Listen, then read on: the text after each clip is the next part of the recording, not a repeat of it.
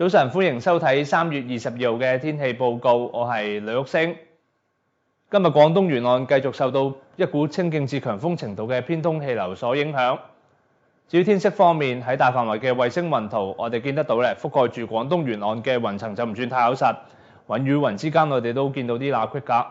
所以我哋預計今日咧都會見到啲陽光。喺吹住大東風同埋多雲嘅情況底下，各區嘅氣温咧都係差唔多㗎。截至朝早大約7點鐘，各區嘅氣温係介乎20至到22度。所以翻嚟今日嘅詳細天氣預測會係大致多雲，初時有兩陣微雨，日頭會係短暫時間有陽光，市區最高氣温會係大約25度，新界會再高1-2度。而風方面會係吹和緩至清勁嘅偏東風，初時高地會係間中吹強風㗎。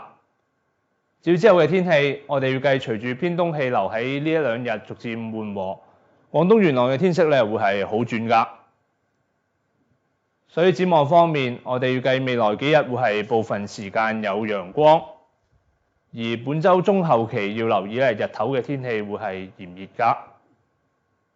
呢一節天氣報告就講到呢一度，我哋下次見。